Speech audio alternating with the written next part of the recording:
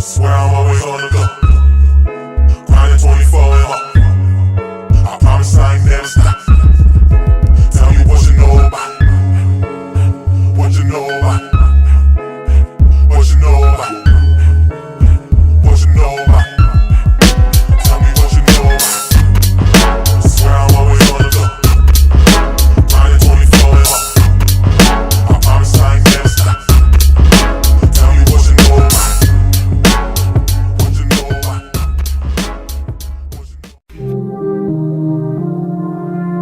There cannot be a problem without a solution. Wake up, wake up, America is already great.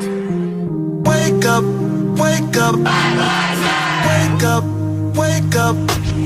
When they go low, we go high. That's our motto. We want freedom by any means necessary. Wake up. The front page with Dominic DePrima is on. News, knowledge, and your voice. The views and opinions expressed on the front page are not necessarily those of Taxi Productions or KJLH. Rise, shine, and stay woke. It's the front page with Dominic DePrima on Radio Free 102.3 KJLH. If you dare to struggle, you dare to win. If you dare not to struggle, then you don't deserve to win. Wake up, wake up.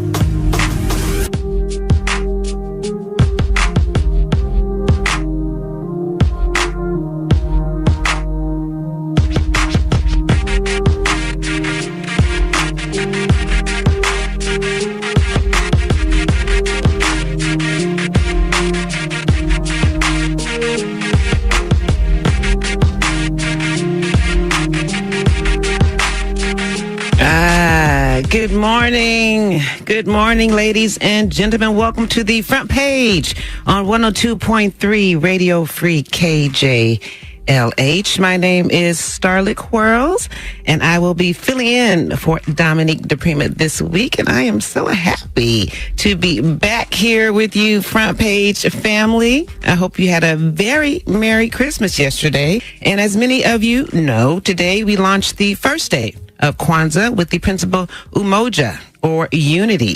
And according to its founder, Dr. Malana Karenga, Kwanzaa was created in part to introduce and reinforce the Nguzo Saba, the 7 principles, and through this, introduce and reaffirm communitarian values and practices which strengthen and celebrate family, community, and culture. These 7 communitarian African principles are Umoja, unity; Kujichagulia, self-determination; Ujima, collective work and responsibility; Ujama, cooperative economics; Nia, purpose; Kumba, creativity; and Imani, faith. So, in honor of Kwanzaa, today we will be celebrating unity by addressing an issue that I am very passionate about: gentrification. Now, for those of you who may know me, then you know that I come from a real estate development family. So you will pardon me for just a second if I jump on my soapbox for a minute around gentrification. So the name of my family's firm is the Beffer Group, and my father, South LA native Charles Quarles, is president. And for more than 30 years, really 3 generations, we have been dedicated to providing affordable housing and home ownership opportunities throughout South LA. So historically, for Black families, seniors, and young professionals and couples. Now, if you're familiar with our work, then you know we are currently in the process of developing 88 luxury workforce condominiums called The View on Overhill in the View Park, Windsor Hills area, the most affluent Black community in the country. Now, for the past 10 years, we have been developing luxury condominium units in the adjacent Baldwin Hills community for young professionals and couples who often want to return to the neighborhood in which they grew up but can't afford $1 million home. So a condo or townhome is absolutely perfect for them. Or for local empty nesters who just want to downsize and stay in the area. And by the way, the majority of our buyers have been just that: Black, single, professional women, or young Black couples and professionals, or local Black empty nesters who wanted to stay in the area, but their house provided too much space, or the maintenance was just too much for them to handle. So historically, the Beffer Group has been able to successfully provide much needed housing and home ownership opportunities, primarily for African Americans here in South Los Angeles. And while this may sound good, we have unfortunately been met with much opposition from the same people we are building for. Case in point, our current condo project, The View, where we are being met with fierce opposition from some of our neighbors. And yes, I did say neighbors, because my father also built our family home in View Park, and we honestly live within walking distance from our proposed condo site. Now, for those of you that are familiar with the real estate development process, you know that in order for a developer to build, he has to first meet certain entitlements or legal rights set forth by governmental entities like the city or county. For our particular project, it is located in LA County. And in order for the County Board of Supervisors to determine whether or not to grant us our construction permit, we have to go through a public hearing process, which enables community members to come out and speak in support or in opposition to a proposed development project. Unfortunately, many young professionals and millennials are unfamiliar with this process, and as a result, their voice is often not heard or well represented at these meetings.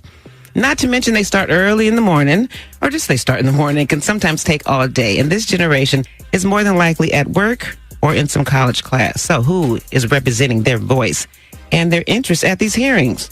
A much older, retired generation who is often afraid of change, or who has unfortunately been negatively impacted or displaced by the gentrification process in the past. They are often known as NIMBYs, or not in my backyard. And at our hearing for The View, this age group of our neighbors were the ones who primarily came out to oppose our development.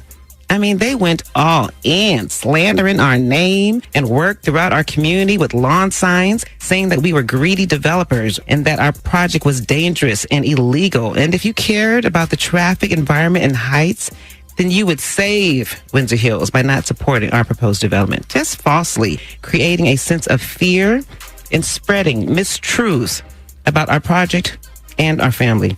And of course, they accused us of gentrifying our community and the neighborhood we live in by building for white people who they believe will be the only ones able to afford the units.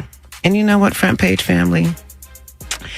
I have to say, there are layers to this black on black crime thing, because one of the most painful things I've ever experienced is the vitriol and disdain we've experienced from our own people. And some of the things they've done and said in opposition to our desire to create home ownership opportunities for the next generation should be called cultural crimes. Because to say that my family is gentrifying our community should be a cultural crime, because the lot for the View condos is vacant, so no one is being displaced. And the majority of our past projects were built on abandoned lots or were rehabs of community eyesores. To say that my family doesn't build primarily for black people should be a cultural crime, because the majority of our projects have been built throughout South LA. And you may know of a senior citizen who lives in the West Bay Villas on Crenshaw Boulevard, or you may know a low-income family who lives in the Gilbert Lindsay Manors or Avalon Terrace in South LA, and you just may know a young buyer who has purchased their first condominium home at Bedford Park or Bedford Promenade in Baldwin Hills. And lastly, when some of my neighbors tell me that it's not my time to live in the community that I was raised in, and that I need to go look for affordable housing in Culver City or in the South Bay, and to come back when I can afford it, should absolutely be considered a cultural crime. So from my experience, when you talk about gentrification in our urban communities, who's displacing who? Black people or white people? And just for the record, according to Webster, and you know I like to go to my dictionary, gentrification is defined as, quote, the process of renewal and rebuilding accompanying the influx of middle class or affluent people into deteriorating areas that often displaces poor residents.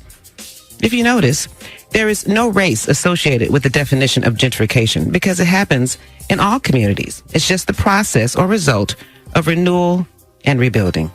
So let's talk about it today on the Front Page, because there are so many perspectives when it comes to the conversation on gentrification. And in my humble opinion, Front Page family, if my generation truly understood the concept of wealth creation and the importance of our economic and cultural mobility as a people, then I bet our perspective on gentrification would differ than that of our parents or even our grandparents. We would understand that gentrification isn't necessarily something you always opposed, but instead something to embrace, prepare for, strategize around, and redefine. Do we really want to recreate Black Wall Street communities? Because if you haven't noticed, gentrification doesn't really happen in Koreatown, Chinatown, or even on the West Side. The common definition of gentrification, while yes, some members of these communities do get displaced, somehow the culture and the economics seem to remain the same. How is that? I believe it's because these communities all have a cultural commitment and willingness to maintain an economic space that they are proud to call their own. So much so that even if they don't live in those respective communities, there is an inherent commitment and willingness to support it socially, culturally, and economically. But why, when we as Black people talk about gentrification, it's with a negative connotation and from a victim's mentality? Because gentrification, revitalization, urban renewal, whatever you want to call it, is not necessarily a bad thing. But I guess it is if it's seen from the paradigm of the victim and not the victor. Okay, I'm going to get off my soapbox now, Front Page family, so I can introduce you to our guests. So in celebration of the first day of Kwanzaa, Umoja, Unity, we will be talking about our need to be unified in the investment and the cultural commitment to creating and sustaining the socioeconomic legacies of our communities with today's show, Gentrification and the Next Generation. We have some absolutely fantastic experts and guests for you today, starting with global business leader and industrialist Tj Lofton, who has revolutionized the low-riding auto industry with nearly 3 decades of business innovation. He's the former CEO of 3 successful global businesses, including Expressco Plating, Compton Wire Wheels, and Molded Suspension. Today, Lofton still manufactures and ships auto parts around the world, and now has a production company called Loftin Productions. He is also an expert in real estate and business investments and trains investors on how to build wealth by monetizing gentrification and creating family legacies. Please welcome Mr. Tj Lofton to the Front Page. Good morning, sir. Good morning. How are you? Greetings. How are you? I'm great. Mekisma. Happy Kwanzaa. Welcome this morning. Good to see you. Also joining TJ is David McNeill, my good friend David McNeill, who is the executive director of the Baldwin Hills Conservancy. And the mission of the Conservancy is to, quote, acquire open space and manage public lands within the Baldwin Hills area and to provide recreation, restoration, and protection of wildlife habitat within the territory for the public's enjoyment and educational experience. As many of you may know, Baldwin Hills is one of the country's most affluent Black neighborhoods, and the Conservancy helps to create and maintain the open space and recreational parks in the area, including Kennethon Park, the Stocker Corridor Walking Trail, Norman O. Houston Park, and the Baldwin Hills Scenic Overlook, which I'm sure many of you have visited. The Conservancy also offers competitive grants like the Proposition 1 bond funds, which are used to fund multi-benefit ecosystem protection, watershed protection, and restoration projects. And in all transparency, I sit on the board for the Baldwin Hills Conservancy and have done so proudly for the past 5 years. Please welcome my good friend David McNeill to the Front Page. Good morning, sir. Good morning, Starlett. You sound so good. Oh, thank you. Thank you for waking up with me this morning. You know, I should have woke up and rode my bike over here, but I drove. So. But I'm glad you're here anyway. Thank you. I'm on time. And you sure are. And last but not least is another one of my good friends, Odest Riley Jr., who is the president of WLM Financial LLC, an Inglewood-based real estate and lending firm. Odest has a passion for improving the African-American business and political climate throughout Los Angeles. And as a result, he is a founding member of the Black Los Angeles Young Democrats, as well as the former political director for the Los Angeles County Young Democrats. He is also a graduate and board member for the Real Estate Associate Program Los Angeles, or REAP LA, which helps minority executives transition into the commercial real estate industry. In all transparency, I'm the founding board chair of REAP LA and have been since 2010. And Odest is proudly one of my graduates and now sits on the board. Of particular note, Odest was recently appointed by Inglewood Mayor James Butts to the City of Inglewood's Housing Advisory Commission. Please welcome my good friend Odest Riley Jr. to the Front Page. Good morning, sir. Good morning, and thank you for having me on. I really appreciate it. Of course. Welcome, and thank you all for joining us here on the Front Page. So, David, I'm going to start with you. Share with our audience, what generation are you, and what were you taught about gentrification growing up? Well, I was born in early 60s, so I guess I'm a baby boomer. You a baby boomer. And I more identify with that older generation. That they started a little earlier than I did, but I got on the tail end of it. Okay. And the generation I identify with, we had dreams, aspirations, and goals, and, being a part of the economic situation in Los Angeles and having opportunities and education was number one. You go to college, get a good job, do your thing. That was my generation's, work ethic. I look at the seniors that I know nowadays, and we talk about the gentrification, the changes that happen, and they're pretty cool with it because, we only had 50 something years in the Baldwin Hills, and that's how old, I'm 50-something. So the 50-something people were kind of like, we had our good chance. We built View Park and Baldwin Hills on education and jobs and lawyers and doctors and Pill Hill and that whole thing. So ultimately, we kind of embraced what we did. Okay. Then you look down the line and see the next generation, I'm not going to judge any of these generations coming up behind us, but there's a different point of view and there's different kinds of looks. Okay. And so were you taught gentrification from a negative perspective? I was taught gentrification the way you explained it to me. Okay. I mean, you got urban blight, and then somebody says, I'm going to take these warehouses and turn them into businesses, or I'm going to turn them into lofts. You got graffiti everywhere, and all of a sudden, you see a transition because the money comes in and the investments happen, and something's ugly turns into something nice, and it's all cleaned up and ready for people. So the gentrification that was impacted by things like eminent domain. ED, yeah. Okay. We're going to take over this bad place and turn it into something really good. And those were positive opportunities. It wasn't about black people taking over things. It was always somebody with the wealth coming in and doing it, and black wealth was moving into areas that had been left or abandoned because the white flight happened, and that's why View Park turned into View Park into the African Americans. People moved in, had the dummy buyers, and I remember Bradley moved in Lamert Park, and Tom Bradley, and then became mayor, and we lived in Lamert Park, and then we moved to View Park, and everybody's making that transition up into the areas that were left. Okay. So I watched the generations change. The old white folks who were living there, they left and went to the valley, and all the black folks moved in, and we were like, okay, let's take our stand. All right, TJ, what generation are you, and what were you taught about gentrification growing up? I'm Generation X. Okay, Gen X in the house. X in the house, absolutely. Okay. What I was taught about gentrification was we got to buy these buildings. Okay. Because we create our own job. These new people coming in won't hire us. So I remember all the African-American businesses, the dry cleaners, the cleaners, everything around this liquor store was all black owned.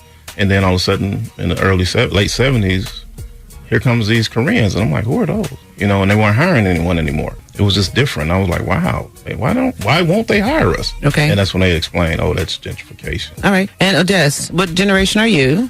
I'd be a Generation X as well. Okay. And what were you taught about gentrification growing up? Gentrification, as I was taught, was people are going to come in and take everything away from you, and then you're not going to be able to live or work or do anything productive in this community. Okay. Somebody else is going to be running your future. And it's crazy. Until 2015, when I was taking a course at USC for real estate development, one of the professors was talking about gentrification, and he said it's the new business model. And until he started talking about it in that aspect, I had really never, I hadn't given it too much thought. I'd always been just focused on working and other things. But he was like, hey, this is how people are going to start to make money. They're going to find places that already have an infrastructure, and then they're going to pretty much shine them up a little bit, bring in more expensive things, and move out the people who are there. All right. So did you associate it culturally with black people, that black people get displaced, or from like you said, a business model perspective? I didn't associate it with black people so much until we started to look at Harlem, Brooklyn, and now a lot of people are speaking about Inglewood and that same. Okay. So, Dave, you kind of alluded to it a little bit, and I want to hear from all you guys about the kind of generational divide when it comes to the conversation around gentrification. So what does the older generation say about it versus today's generation?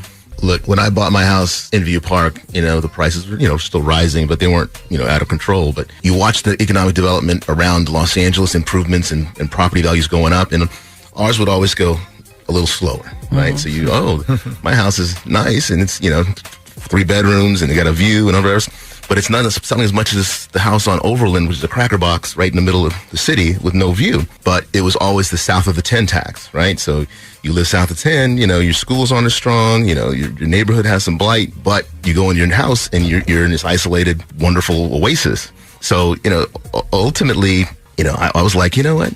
I wish my prices would go up higher. I wanted my real estate prices to go. That's the business you're in when you have, it's one of your biggest investments. So you kind of dream about people coming in and bringing the property values up. Okay. And when white people come, property values go up. Okay. But there is an empty nester generation who might differ with you a little bit. TJ, talk about the generational divide when it comes to a conversation on gentrification. I mentioned in my monologue about NIMBYs versus a generation that doesn't know any better, right? They'll just look up and know that there's a Walmart in their backyard and didn't know that they could really have an input as to how the landscape changes in their backyards and in their communities. So talk about the generational divide. I just see things changing with most people don't understand what gentrification is. Okay. And then the divide is, I see this college push come in. So many people going off, they're leaving the state.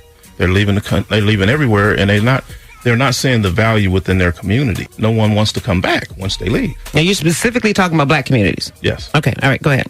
So they don't see the value in purchasing that commercial building at the corner. Okay. You know, that we could put a potential mini market in, a restaurant, or something that we can create jobs for our community. Okay. So it's a lot of that going on. Absolutely. In case you're just tuning in, I'm Starlett Quarles, and today I'm filling in for Dominique DePrima, and we're celebrating the Kwanzaa principle of Umoja, unity, with our conversation on gentrification and the next generation. Odest, how are you feeling about the recent change in the demographics that you see in your community, Inglewood, South LA? How are you feeling about this influx of different cultures? So for me, it's a double-edged sword. Growing up in Inglewood, leaving and coming back, you know, when I was here, it started out, I moved here in the early 80s. And it was a place where you wanted to move as a black person. It was like, okay, it's not the best community, but it's, you know, it's nice, it's small, people look out for each other, the schools are okay. And as we lived here, it got progressively worse. You know, crime started to rise, the schools got worse. Eventually the Lakers and the Kings and everybody left, and it was not any money here. You know, by the time I was graduating high school in 96, it was a pretty violent place. You know, they're making movies talking about it in Grand Canyon and such. And, you know, every rap song, Inglewood up to no good, blah, blah, blah, blah, blah. Inglewood's just this place that's thought of as just violent. And I'm like, these are good people. So for me, it's really one of those things where I look at it like, okay, gentrification is changing some of the things that were really, really wrong with this city. Okay. You know, the infrastructure is getting better. The streets are getting better. We're trying to get the schools in shape. But the issue that I'm having, you know, growing up here, the part that saddens me a little bit is because people didn't see the changing coming before it started to come, as a lot of people I grew up with, friends and family, are now no longer able to afford the community. Yeah, they're right. Absolutely. And that, you know, that's hurtful. David, you want to say?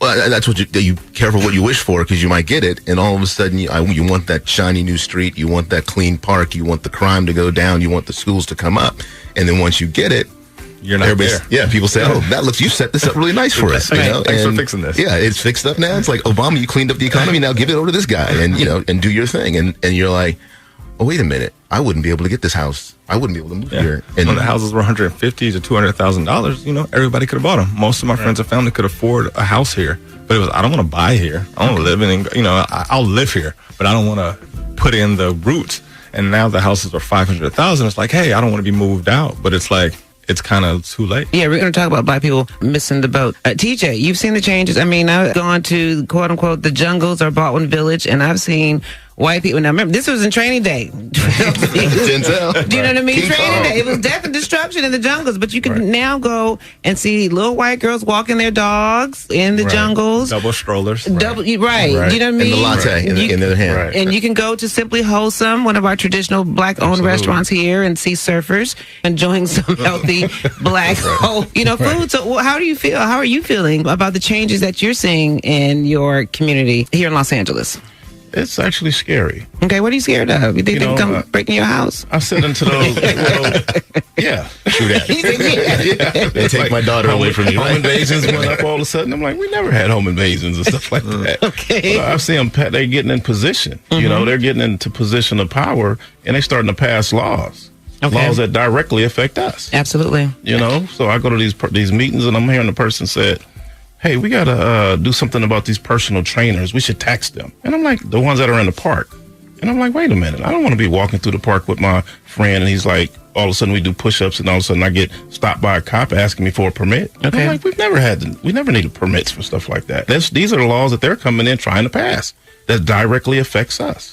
But these are things that we historically could do and should have done in terms of going to our community meetings, going to the public hearings, or having a say. But as a generation, especially those of us here who are Gen Xers, there are just some things that weren't taught, right? There are just some things that weren't passed down when it comes to having a voice or really understanding the real estate development process, yes? Right, absolutely. You would say that too, Odest? I would say we are not taught about finances or ownership. We're taught about how to work hard, how to be of service, how to take care of other people. You know, it's no reason that my grandmother could move from Arkansas to California with a 4th grade education and own a house near Windsor Hills, because she just knew how to hustle. And I mean, houses were less expensive, but the interest rate was 18% back then. And so in economies of scale, it was expensive. Yeah. So, but all the people growing up on her block, it was all black when I was a kid. Okay. And all my mom's friends, as they got older, sold their homes and moved to the valley. And they gave the houses away. Now, it's recently, I go to visit my grandmother and my brother's over there. He has a hoodie on and he just is who he is, and he's sitting in the car, and one of the neighbors comes over talking about, we're trying to find out who you are. It's the community's turned into a lot of Hispanic and Caucasians on her block now. And they're saying, they're concerned about him. Okay. So my biggest thing was, he's like, I've been here since like 1980. Tell me you're concerned about me. I'm concerned about you. I'm concerned about you. We are at the top of the hour, and this is 102.3 Radio Free KJLH, Compton, Los Angeles, Long Beach, and Inglewood. David, since you're the senior of us here. I'm the old man. My AARP card out at all 54 years old. So talk about, you alluded a little bit to the transitions and the changes that you've seen in the View Park community. Talk a little bit more about how that made you feel. Just the transitions. You talked about white flight. You talked about black influx. How does that make you feel? Or just what have you observed regarding the changes in the View Park, Baldwin Hills area? The 70s were great, and the 80s were nice, and you had the television show in the 90s, the Baldwin Hills, we had it going on, and people, come from Atlanta. I want to see this, and I want to see, all this stuff you guys got going on in here. And it was nice. But when it comes down to it, you sit down and you say, okay, so why aren't we keeping up with the other neighborhoods? When the drop happened, prices didn't go as far. They didn't have as far to go. But when they start bouncing back up, you wanted them to rise. My feelings are this, I asked my dad, I said, when economically we're going not that great, I thought, when will Baldwin Hills turn to Latino? So I look at Leimert Park, it's the center of African-American culture. I said, eventually it's going to be the center of Latino culture, because change happens. Change is the order of the day. When I talk to seniors, I'll go to the Senior Center Ladera or Oasis in Baldwin Hills, because I do presentations, and they're very informed on what's going on, when the rails come in, what's happening here, what the new development is.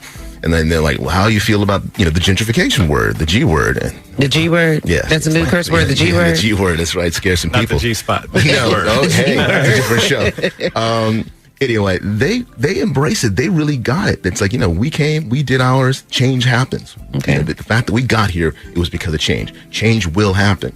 Because some of those housing covenants in View Park, Windsor Hills said specifically do not sell these to black people. That's right. You had to have a dummy buyer, come in and, dummy buyer, but, white buyer come in and get your house, and then you move in, and then the neighborhood, flipped. So change is something I embrace philosophically, and I can be convinced one way or the other. My heart goes out because I couldn't buy my house right now. And my heart goes out because, I watch the changes, I watch the stores, I watch the transitions, I watch the people dictating, you should have rules about this. And black folks are like, look, we're concerned about that. And it's like, black people are like, we ain't calling the police, Right. We're cool, we got this, and like New Year's is coming up and people shooting the guns, and the people are freaking out, my dog's freaking out, oh my God, the guns. I'm like, yeah, you live in the hood. These people come from the South, they would shoot their gun. My dad said they shoot the gun to show how much firepower you had, and you lived out in the middle of nowhere. Oh, there goes John, he's booming. Oh, I ain't going to his house. That was how it was. And so the South comes to LA. I'm from Los Angeles, so I don't get it. Okay. And I was like, cornbread is one thing in the South and tortillas are another. I eat more tortillas than cornbread because I'm from Los Angeles. So culturally, I enjoy all the mix of cultures, and I like the surfer at Whole Foods. I'm cool with that. Okay. Do I want all surfers at Whole Foods and feel like the minority? No, I want a place where I can come to and call home and feel comfortable. Okay. All right. Odest, shared us a little bit about the transition you've seen in the city of Inglewood. You born and raised in Inglewood? Born and raised, between Slauson and Alviso and Inglewood, like a mile, my grandmother to my house. And you watch the change happening, and you see things, the first time I saw a young Caucasian lady on a beach cruiser going down Market Street was earlier this year, and I just looked and just couldn't stop staring. Like she lost? And, I'm watching people go to all the new restaurants over here, Sweetie Pies before it closed down, it's a big change. What was it like when you were growing up? It was all black. Like, it was, black and Hispanic. You got to speak a little Spanglish to live in Inglewood. And Ebonics. But, basically. But you knew where your borders were. All your friends wanted to go to the Beverly Center because that was the cool place to be, and you didn't really want to do anything in Inglewood. You went to the swap meet because that's where you could haggle on buying T-shirts and sweats, and it was just your spot. And you knew everybody. Like, I could get in trouble in Inglewood and get home, and my parents would already know. It was the hood, but you knew each other. It was family. It was family. It was like, look, I'm telling your mom. And you'd be like, damn, I'm in trouble here. And you knew it was coming. Okay. And it was so small you couldn't escape it. You know, we would sneak into the Forum. We could see all the games. You know, now it was like a family environment. Now you can't get into the Staples Center with less than $200. It's like, it just was a different world. So when did you start seeing the change? The change has started in 2009. Okay. And most people think it just started. The change started when the prices fell out and around the country. The difference is there was no ownership in Inglewood in the first place. It's such a big rental community. Is that when people started to lose these properties as investments, that they saw that other people were scooping them up. Okay. And right now, and those other people not necessarily being black people. Not hardly being black people. Okay. We have every other community but black because they understand investment property. Not just the property you live in as an asset, but when you really want an asset, you buy your second property. Okay. And if you get it for a cheap price and you can put some money in it to rent it, that's when you start to accumulate wealth in this country. And the problem is we don't see property like that a lot of times. I mean, the change. You think white folks' ice is colder? You want to go to the Valley? Hey, I want to go to the Beverly Centers because the Fox Hills is not as good. Oh, they changed the Fox Hills to the Westfield. Oh, there's white It's people still there. Fox Hills to me. It will always be Fox Hills. But now you see the difference. We all want to go there now because there's other people validating that they think it's okay. And the same thing with Inglewood. Up to 2012, I was like, why don't you just buy a house in Inglewood? It's, you know, adjacent to Westchester. Nah, I ain't living in Inglewood. So, no, I'm not doing this. I don't want to live there. And now all of a sudden, people are calling me like, hey, do you have any listings? Do you have any pocket listings? I want to get into Inglewood. It's like, no, I don't have anything. There's nothing here less than $500,000. It just is what it is. TJ, when you talk about Compton, you were raised in Compton, and we're going to play a little bit soundbite about the change that's now happening in Compton. What were your observations regarding growing up in Compton and seeing the differences, and how do you feel how your community is being transformed? I thought it was interesting because of the rap boom, you know, the NWA and all these different groups that come from Compton. I started seeing, in building those lowriders, I started seeing a lot of my clients were so eager to come to Compton, to California, to visit Compton. And then I started noticing, wait a minute, we have a lot of foreigners coming here because of all the hype that's going on, and they're buying the real estate. So after doing a title check, I'm like, these aren't people that live here. Right. They're buying up large amounts of houses and renting them out, you know, and I'm like, okay, this is a problem.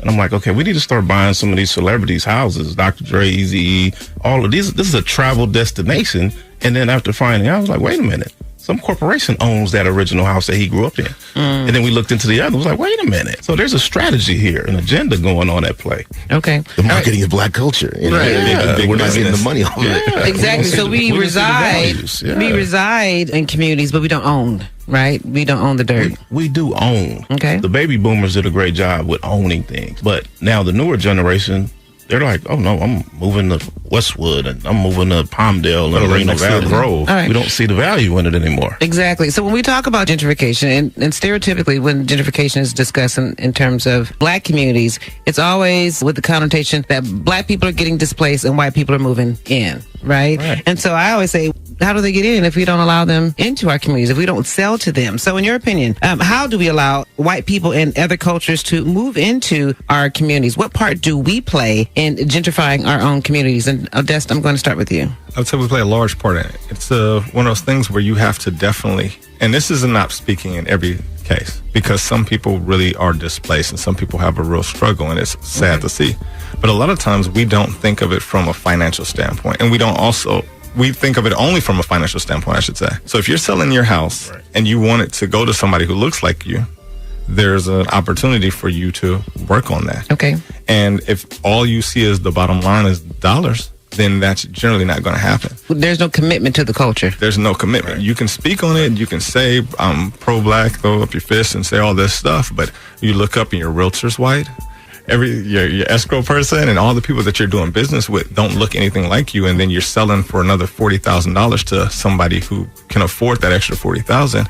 You haven't really made a commitment to your culture like you're saying you are. Okay. You can say that that's what you're trying to do and that you can be happy for Kwanzaa and all these things, but it's sacrifice. You know, a lot of people hate that word. I always talk about sacrifice. If you really want to make change in your life and in your community, you have to sacrifice things. Okay. Whether that, I had a client who sold a house for a lot less because he wanted it to look, he wanted the family that went in there to look something like him. Absolutely. And I told him, you know, hey, I can't, you have to make the choice. Right. You know, absolutely. Like I said in my monologue, you know, you can see that people do get displaced in Koreatown and Chinatown and all these other cultural communities. But when they do, they just replace them with someone of the same culture and the same economics so that the dollar continues to recycle and the culture and the economics continue to recycle within that community. David, how do we allow white people into our backyards? The perspective for me, black wealth is something we don't do well. We're not growing, we're not binding, we're not making that, recycle black dollars, okay, great, but people aren't doing it.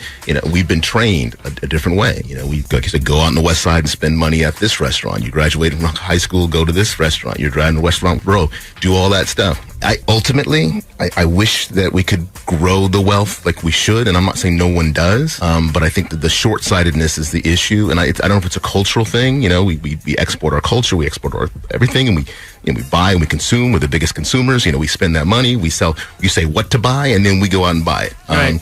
Ultimately, my biggest thing is, I look at how I feel in the neighborhood, and I just want to be comfortable in my own neighborhood. And if having black people around me makes me more comfortable, then I want black people around me. Okay. And that's how I feel about View Park. I do want to see black people. I want to feel that culture. Absolutely. And I would say we have such economic leakage in our community. We've built up Koreatown and Chinatown with the liquor stores and the beauty salons that are in our community. TJ, I'm going to come to you after our commercial break. We are going to take a commercial break right now. We are discussing gentrification and the next generation. So come right back here with me, Starlett Quarles, on the front page, 102.3 Radio Free KJLH. We'll be right back. The Dialogue, the community voice of Southern California's young professional network. Relevant discussions about the thoughts, concerns, opportunities, and challenges faced by today's generational leaders. Real talk, real people. This is The Dialogue. The Dialogue with Starlett Quarles. Welcome back to the front page. That beat is banging. What's up, Dorian? I'm your host, Starlett Quarles, filling in for Dominique DePrima today. This morning, we are celebrating the Kwanzaa principle of Umoja, unity, with our conversation on gentrification and the next generation with my guests, Thomas Tj Lofton, David McNeill, and Odest Riley Jr. Before the commercial break, we were talking about how do we allow white people and others to come into our community? What part do we play in the gentrification of our own communities, TJ? Value in our own communities. You don't see the value. We have to learn how to identify the value within our communities. And I've been explaining to people for years. Yeah, Palmdale's nice, Moreno Valley is nice, but Compton is 15 minutes from the beach. It's 15 minutes from everything. That's why it's called Hub City. This is beach, prime real estate. LAX. I mean, Inglewood's the same thing. My apologies. Yeah, so we got to start back investing in our communities. But what I see a lot of people doing is, I tell people, turn down the money. So a friend of mine, I asked them, I started seeing a lot of us selling our businesses. So I started asking them, why did you sell? They say, TJ, this business was only worth about $1 million. But when they came in and offered me $10 million, I just said, hey, my son don't want it. My family members don't want to pick up where I left off at. They got a degree and they want a cushy job sitting in, he's in Wall Street, not Wall Street, but he's sitting in his corporate office or something like that, working for a corporation. They don't want the business. What am I supposed to do? And I'm just sitting there like, wow. But how do you turn down $9 million, $10 million? Right. So that's what this is really about. It's like, it's not just about. If somebody's willing to pay $10 million for your business, how much is it really worth? That's the problem. Part. Okay. And you have to have vision. One of the biggest things you see in our community is we don't have vision. We see things after everyone else sees them. It's like Bitcoin. Bitcoin, we started seeing it after it's already hot. After white people have donated it as valuable. Yeah. As the speculators come in, we say, ooh, that's sexy. I'm in. Well, consumers, it's too late by then. We short sell ourselves. We're consumers. We do all that all the time. I mean, and the vision, like you said, I'm living like this. Well, you know what? If a real rich, wealthy person saw your paycheck, they'd be crying saying, I'm broke. But you're living on the top of the hill, you're driving your big car, and you're doing all your stuff. Your $3,000 shoes. And you're like, wait a minute, you think you got it going on? Your wealth is minuscule. Absolutely. I mean, who's signing checks? And we were talking during the commercial break just about unfortunately, the businesses and the people that have been displaced in Leimert Park. I mean, that really should have been like our Black Larchmont, right? But that community was mostly renters who were paying cheap rent prior to the Crenshaw line coming down, right? Shocked. And they were shocked. They were shocked when they were displaced, when they couldn't afford. And those were a lot of out-of-state owners. And there was a time when those who lived in Leimert Park could have owned their Dawson's property. Market, all the old school places. And the thing is, it's not a lack of education. I mean, not a lack of intelligence. We are very intelligent people. We have the ability to do so many things. We have been turning lemon into lemonade since the beginning. since we got to this country. We just don't see the value, and I don't know if it's culturally because we've had to work so hard that when we have a position where we don't have to be a business owner, it's like, well, I can just come and show up and I can get paid. Maybe it's thought process, this might be a little easier than me running the liquor store that my dad's been breaking his back at. But you don't think long term. That liquor store paid for you to go to college. This business is not going to pay for your kids to go to college, and you have to think long term with a lot of things. Absolutely. Okay, so now I want to play a soundbite from a December 19th airing of CBS News here in Los Angeles. The segment was called LA's newest housing hotspot is Compton, and reports that Compton is where homes are, like you said, not too far from the beach, and that are going for less than $400,000. So let's listen to CBS News reporter Crystal Cruz as she reports why Compton is the new trendy city for potential homebuyers. LA's newest housing hotspot is Compton. That's where homes not too far from the beach are going for less than $400,000. Crystal Cruz is live in Compton to show us why this is the new trendy city to make a buy. Crystal? Hi, you guys. Newer shopping centers like the one behind me is one reason why a broker says Compton could be or should be calling your name if you're on the hunt for a home. The walk is nightly. Destination changes from the park to the bread store or just around the... Just go look at Christmas lights. This house is pretty. Yeah. A festive home straight out of Compton. Compton, now you have a Target, you have a Best Buy. It's like living in Porter Ranch now. As far as services come. Without a Porter Ranch price tag for a 4-bed. This is my oldest daughter, Mackenzie's room. 2-bath. We put in the tiles, the mosaics. 1,500 square foot home. Here you'll get this fixed up, bells and whistles for around $425,000. We took a walk with Julio and his family around his street at night. And you guys just feel safe walking to Man, don't you? I did. His wife Nicole does too. And we know our neighbors, and they're very friendly, and we can walk around the block, and I do feel secure here. They've been here maybe 5 months, 6 months. Our mortgage is less than what our rent was. Inside Carla Scott's home, there's new flooring and an upgraded kitchen. Do you feel safe? Yes, because we don't have a bar on our door. And I noticed that a lot of people in our area have started taking their bar doors down. With the Olympics and a nearby football stadium in the works, Julio says home values will appreciate. I'm not going to be the guy who says, man, I remember when Compton was bad, everything was so cheap, I should have bought that. Right now's the time to do it. And Julio's kids go to private school. He says because he does not have a huge mortgage, he's able to spend money on his kids' education. I'm Crystal Cruz, live in Compton tonight. Back to you in the studio. So, TJ, I'm going to come to you since you are a resident of Compton. What are your thoughts on what you've just heard reported about the current revitalization of Compton and how its value is being rebranded? She asked both the homebuyers, so do you feel safe here? That was one of the main things she asked because of the connotation that Compton is death and destruction. Right. So how do you feel about Compton being rebranded for people to purchase homes there? I think it's unfair. Why? Because I look at in the early 90s when we were filming a lot of videos in Compton, and all of a sudden the then mayor confronted us and said, hey, well, he confronted the record label saying, if you want to come to Compton, y'all are so busy talking about Compton, but are not doing anything for Compton. So they put a lot of money into Compton. That's when you look at Rosecrans and Central, all the way down Rosecrans. They set brand new pavers up the middle of the street. They put money into the businesses. And then I looked up, everybody in office is going to jail. I'm like, whoa, because we got involved. And it was like, I was happy. I'm like, let me pick up something nice. I'm like, I'm going to buy a house and tear it down and put me up a new house. And then it just all got killed. Now. Why did he go to jail? Huh? Why did he go to jail? What they say? He stole some money? Did he? I think it came down to be $1,400 or something like that, and then he appealed it, and then it was found out he didn't do anything. So when we do something, we get like slammed, like a tax evasion. Double booms. Like if somebody else knows how to do it, they do it different, and we get caught. Either that, or they're trolling for us, or we tell on each other. Exactly. No unity there. He's rolling a nice car. He must be doing something. Or worst case, they become president of the United States. But you listen to how they were portraying it. Right, it's close to the beach. Yeah. He compared it to another prominent community out here. It was built for a prominent community. Mm-hmm. Compton was a white community with horses. It was one of the richest areas. The same thing with Inglewood. These communities were not built. These weren't ancillary communities. These were the communities that you built around.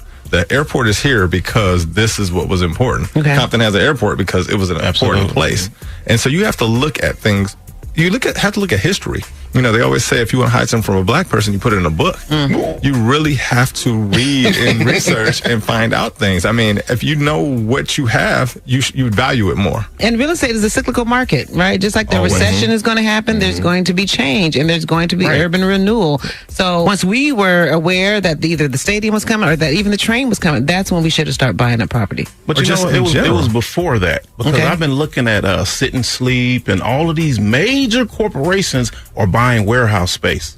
All up Avalon, all up throughout Compton, down Rosecrans. We have Best Buys in Compton, the shipping warehouse, 500,000 square feet. It's so much. Amazon was considering it. They converted Brickyard into a huge warehouse space. And I remember we tried to, as the Bedford Group, we tried to redevelop the Brickyards several times, and we couldn't. The politics. The inside track and everything. You know, we might think we're on the inside track, but you know, there's a track inside the track. You're not getting that meeting. You're not on that. You're not on that. And that's a whole nother conversation. You're sitting at the table or you're on the table. Right. And that's a whole other conversation around really teaching a generation about how to play the game. Right. About how to play the game. But you can't judge me. I mean, our mentality has to change. It's, only God can judge me. No, everybody's judging you. Okay. TJ, you know, I want to have you kind of launch the conversation or the topic on us missing the boat. I mean, you hear it with Compton, like he said, the homeowner, the Hispanic homeowner, who was saying, you know, I'm not going to be one of those people who miss the boat, right? And not buy when Compton is cheap so that my property values can soar in the future because it is being revitalized. So talk about how, as black people, we tend to miss the boat and an opportunity to capitalize on our communities when they are being targeted for gentrification or revitalization. I think it's a part of misinformation, disinformation, whatever. You know, you got so many different people telling us different things. I'm coming in saying, hey, we should be buying this property and renting it out. We should be starting businesses back in the community. And then other people are saying, oh, no, like he said, oh, Bitcoin, let's buy Bitcoin. And I'm like, real estate has skyrocketed. And you asking me about some small, meager investment? Okay. You don't understand We're talking about Bitcoin? legacy. We're not even going to go there. We're talking about legacy building right now. We're talking about Black Wall Street. We're talking about Black Wall Street. We're Long talking range. You put that money, you invest in me, and I open up a store here on this side of Compton. I open up another on that side. Before you know it, I got 500 stores employing thousands of people. I'm telling you, there's Can I get my money today? And I'm making the products. I'm talking about making the chair, the pens, the cups, everything. And all these warehouses were right there in Compton. That sounds like work. I'm out. They say the black dollar recycles in our community for what, less than an hour?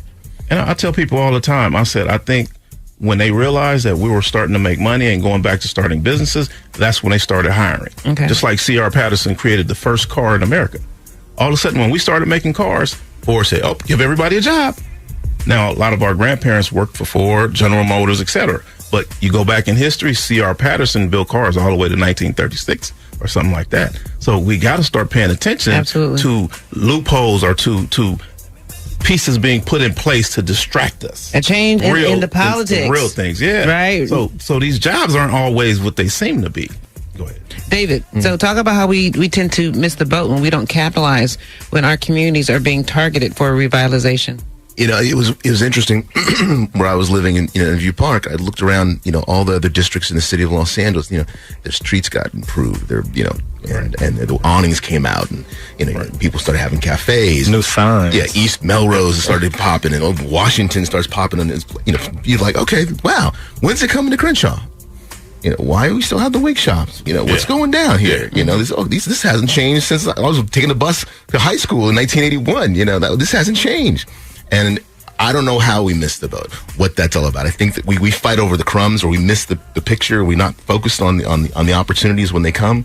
And today I don't want to be beaten down in our culture and say we don't get it right. I do want to say we do a lot of things right. There is opportunity. Right. We just have to see it and focus. And I think the reading part and the understanding history, nothing's new. There's nobody innovating anything really, other than the technology, but it's probably just another game within the package, right? Right. Why are we not sitting back and saying, yeah, the first black man built this, and what first did that, had this business, and we can do that model again? It's our concept. It's our for us, by us kind of thing. And with the Conservancy, I was like, we got motivated people, political power, organizing, like putting the black president, got the Black Conservancy, you're the first executive officer of the Black Conservancy. We're going to build this park up. It's going to be greater than Golden Gate Park and Central Park. It's going to be beautiful. Going to transition everything from the oil fields to parkland. That's easy to get behind. And you saw power, you saw wealth, you saw California, you saw people really rallying and the money coming in and stuff to do the building and the improvements happen. It can happen. And it's powerful when it does happen. But it just has to be this cultural commitment to want to do so. Odest, as a realtor, what has your experience been in working with black sellers? Do most commit to the dollar or the culture? Who do they sell their homes to? It really does come down to the age range. You know, a lot of younger people do get the fact that they need to start making decisions. When you say younger people, are you talking about millennials? No, I mean... Are younger Gen Xers? Gen Xers, I would Gen say. Xers? Uh-huh. Gen Xers a lot.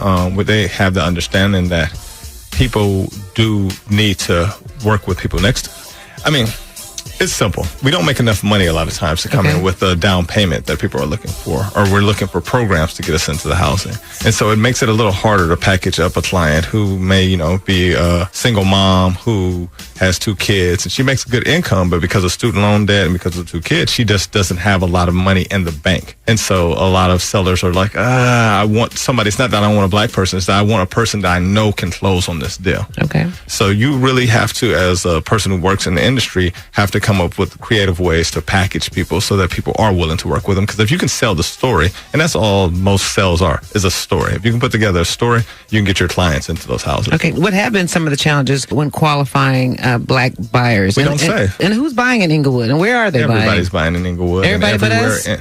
Everybody has apparently extra money that I don't know where it's coming from. Okay. Right. From China. Right. It's coming from somewhere.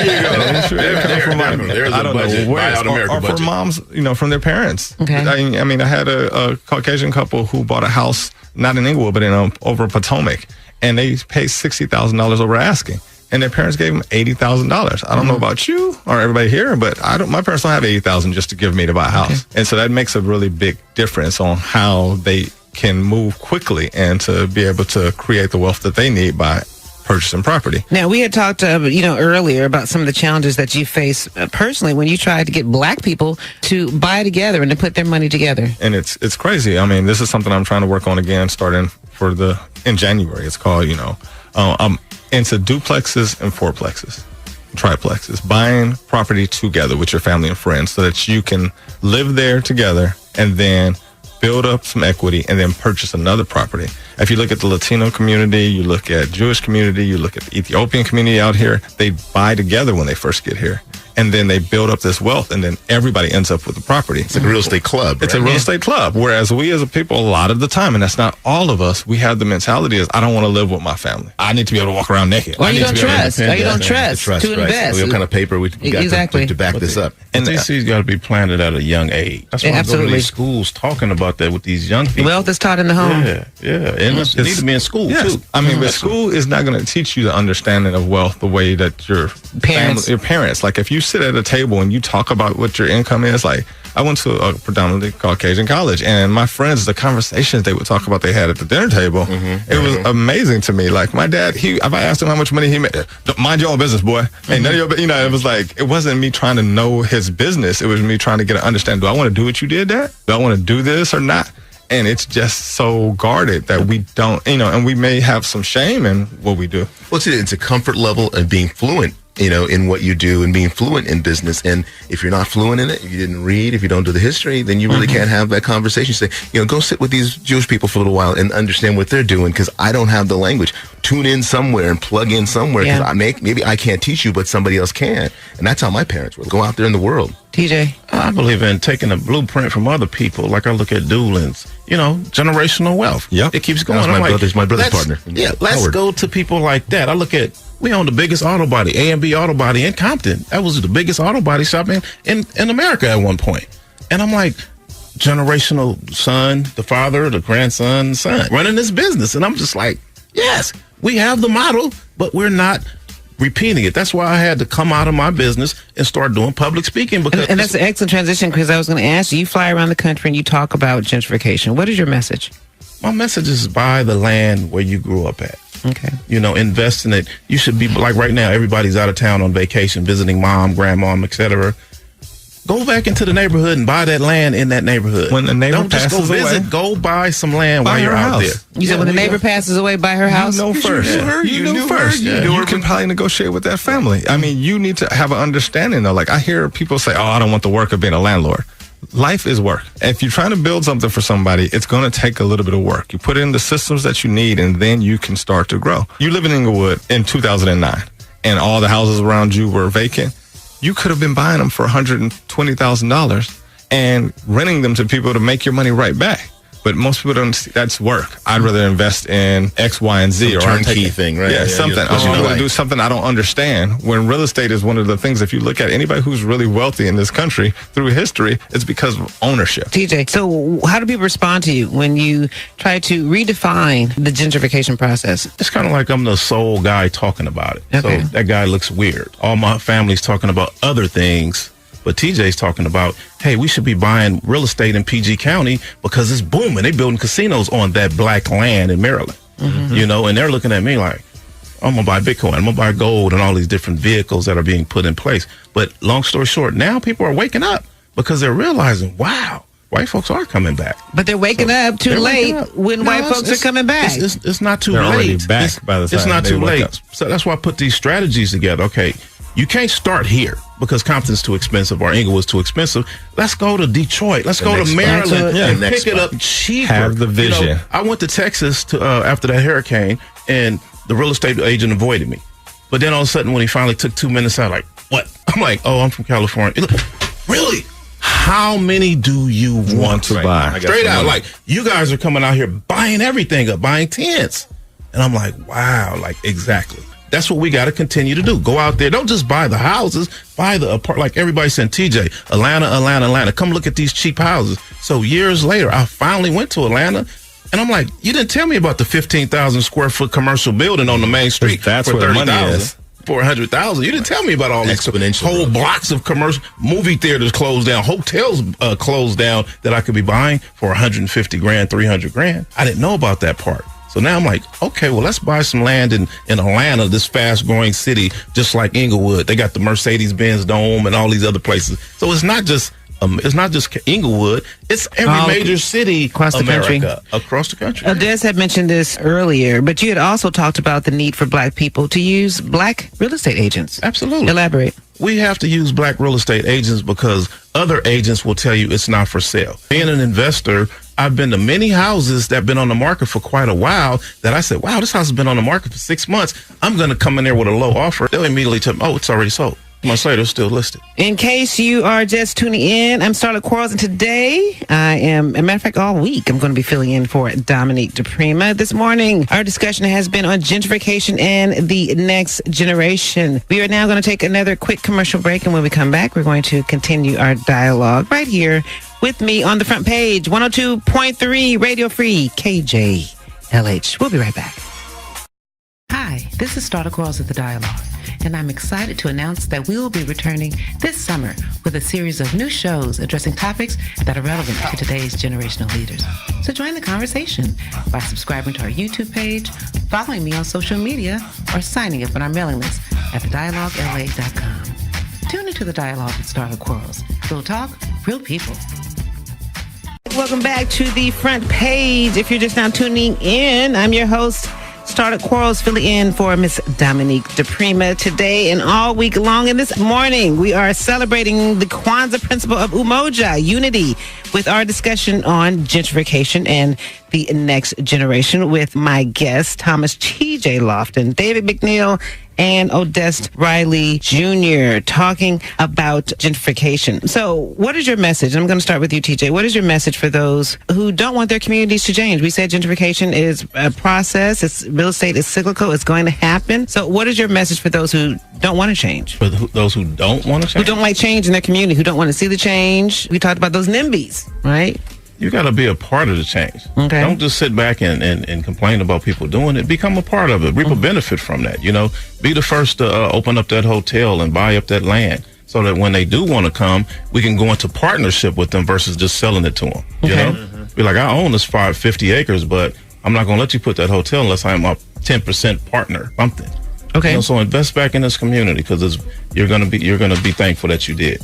I mean, Odest, you were there with me. You were there with us the whole ride when we were dealing with the View condos and the type of opposition that we were facing from, black people, in essence, in our community. My neighbors, you went to the hearings, you went to our community outreach meetings where we were talking to them, and you heard some of the mistruths that they were spreading.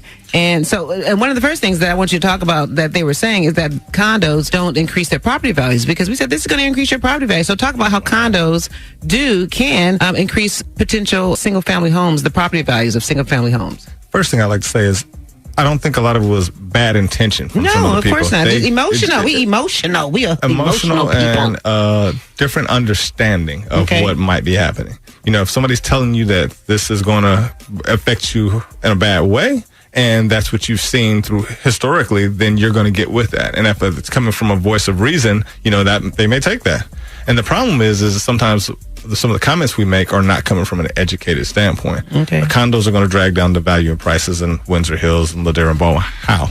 If there is no property to buy there, right, and people want to build something so that more people can move in, the value of those things are going to rise instead of drop. Mm-hmm. And we have to have an understanding, historically condos are usually on the outskirts of places. So if you're thinking about, condos drive down the value, it's because you're thinking about out in the valley in Canoga Park. But you can see it in Beverly Hills and Century City. There's a lot of mixed housing. There's some condos mixed with single-family homes, David. Did they drive down the value downtown LA? I mean, come on. But I mean, if you look at that, a lot of the people I know, like myself, I'm going to have to slap myself on the wrist. My girlfriend in 2002 wanted to buy a condo in downtown LA. And I was like, I'm not buying anything near Skid Row because that was my thought process of downtown LA. Mm-hmm. And hindsight is 50-50. Right. That place is probably worth $500,000 now. And some of our condo owners who first moved into Bedford Park and Bedford Promenade, they now have acquired over $100,000 in equity in their units. Go ahead, TJ. Any new development, period, that's built will raise the value. So if the condos come in and hit record highs, the home values are going to be pushed up. We're going to push them up, period. Doesn't matter. Now, you're talking about the people and my people, black people, I think the biggest lesson we can learn is really truly have morals, be scrupulous about, what you're going to say, tell the truth, don't act on fear, drive the positive change that we can have. This unity thing, we're here. Let's talk about unity for a minute. I think when we unify, positive things happen. When we start backstabbing or, throwing in lies, bad things happen. Mm-hmm. And I've been on both sides, use a black agent. Okay, use a black agent. I use, and I got scammed, as a black man making. A white agent would have scammed you. It's like when we go to a black owned business and we go, oh my God, I'm never going back here. I got bad service. Well, you go to Target, you get bad service sometimes. You don't say that. And so that's the problem. We have to think, not just, that one black person I dealt with screwed me. You deal with white people or other people who screw you all the time. Being the president of the Merck Park vendors back in the days when I helped the vendors to stay in that park, they started giving me I had meetings in the Vision Theater, and I looked at people in the audience complaining. Mm-hmm. And then I later found out that they were planted there. Okay. These are black people? Black people were being paid off to come into those meetings and say, I don't want the vendors there. I'm a homeowner. Then we researched these people. They didn't own homes. Mm-hmm. They later said they got paid off. They look just like us. So we have to look and see, who are you? Where do you own at? What properties do you own? And then you'll find, Well, and my whole point is it's all kind of seems like it's stacked against us. I mean, if you earn $60,000 or $70,000, this back in the day, right? And you were trying to buy a house and you get financing, your financing would be higher because you live in a black neighborhood. You try and use black it's a little more money. So a white person with $60,000 is really spending $60,000. You're spending $40,000. Your income purchasing power is $40,000 worth of income, where there's a $60,000. So you're already behind the curve trying to catch up. Getting a loan, you go in, I can't get a loan, get turned down. Eddie Murphy gets a Mr. White. How much money do you need? Right. You're coming from underneath. So with all that against us, why aren't we unifying and locking arms? And this is where I won't blame it on us. I mean, historically, anytime that we've moved into a position of power or leadership, we have been taken out.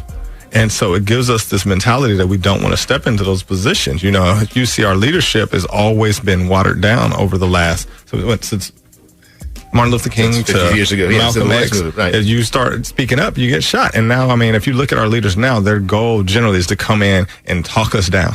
It's not to come in and keep us moving or keep the movement going. It's to, hey guys, don't be like that. And so now that's started to spread into how we do business and everything else. It's always like, well, don't say too much. Don't stir the pot. If you look at Santa Monica, when they want something, they will act crazy. And they will mobilize as a community until they get it. Well, we said, well, this is what we got. It's pretty good. You don't want them to leave. So let's just do what they asked. So before I get to David to share with us a little bit about the work of the Conservancy, in terms of Inglewood, another strategy, I guess you could say, in terms of people getting displaced is living in communities that don't have rent control, which is like in Inglewood. I had a friend tell me that he lives somewhere off of Manchester and Van Ness, and his daughter's rent was $800, and the property owner now increased her rent to $2,000. Yeah. So how is she supposed to be able to afford? There's no rent control, though. There's no rent control. So people are getting displaced because they can't afford the increase in their rents in certain communities.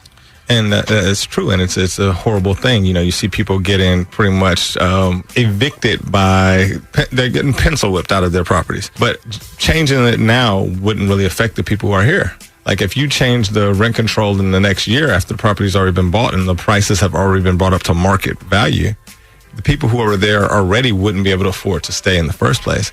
So once again, it does come down to us having a little bit of vision and trying to set things up as they move forward. Okay. We should have been setting these things in place in the last 10 years when Inglewood wasn't that expensive, because that would have affected it a lot differently. But it also wouldn't bring in all the investors that it's bringing in now, because they know they can make more money off of the units. Okay, TJ. After seeing what's been going on for so many years, I realized that college students will not be able to afford to purchase the homes they grew up in. Mm-hmm. So I took it upon myself and started going into the school systems, talking to the schools, saying, hey, you have to start teaching entrepreneurship, because these are the only kind of people, and entrepreneurs, investors, etc., will be the only people who can afford to live here. Now I'm talking to a bunch of college graduates who only make $60,000 to $80,000. No offense, college people. The truth is the truth. So now that I'm putting in place, we got to start teaching entrepreneurship. Well, that means, you have to go back to school and learn entrepreneurship to teach it. Nobody wants to go back to school and learn anything new. So it's a problem. We have to start in the schools and continue to modify, to adapt to the current society, which is going on now. Yeah, but isn't hustle is that DNA? It's not so much education. Not DNA. It's education from the home point. It's an education that starts out young. But if you go to the schools and the schools are drilling them to go to college or fail. Learning how to change brakes, that's not a job. That's not a career. You're not going to make any money. These schools are drilling our children with bad information. The schools are funded by big businesses. When I was at Columbia, Chicago, we had the system from Walmart put into the school by Walmart. It wasn't because they were a nice, happy company. Drones. They were worker bees, right? Work these systems. So they gave all this money to the school. That's what college is. It's there is a lack of role models, right? There is a lack of effective role models. Yes, I believe wealth is taught in the home, and then you have to see what your parents are doing in terms of how they treat the dollar. But some of these kids can look at a Puffy or a NWA, Ice Cube, and see that they've created multiple streams of income off of the underground economy and selling their story through music. Right, out of the back of their garage or back of their car, or back of their whatever. It's still an economy. You're right, it's an underground economy. Some of our best and brightest entrepreneurs are incarcerated, right? It took years for me. I've been asking to come into the Compton School District for over 10 years. When I was literally the voice of low riding. I'm like, hey, this is a multi-billion-dollar industry. We need paint. We need auto body. We need auto mechanics. We need all of these trade classes put back in school, which, by the way, just recently, they put them back. Okay. And guess who they had come in there and talk about it? Me. All right. David, I want to get to you. But there's none of the, we make up less than 8% now. And I'm like, wow, I'm not teaching people who look like me. No. You're absolutely not. David, share with us the history and the significance of the Baldwin Hills Conservancy. I'm trying to think of a good segue here, but ultimately, the Baldwin Hills Conservancy was started in 2001 through legislation by the senator and the speaker, and actually African American representatives, Senator Kevin Murray and Speaker Herb Wesson, and it was a political lightning rod in terms of everybody was aligned for the right thing to actually get a part of the money that was going to the state of California for resources like parks and open space. And you'd see billion-dollar bonds go out, and all the money would be going to Tahoe or Nevada or the coast, and then none of the money was coming back into the neighborhoods. And there was a light that came on and said, put parks where people are.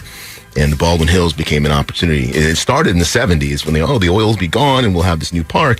And the money wasn't there to build and buy. So in 2001, everybody aligned, movement happened, and powerful neighborhood groups, the politicians, and the state got on board, and we got a Conservancy, got $40 million to build, buy, and expand the largest urban park since Central Park in New York.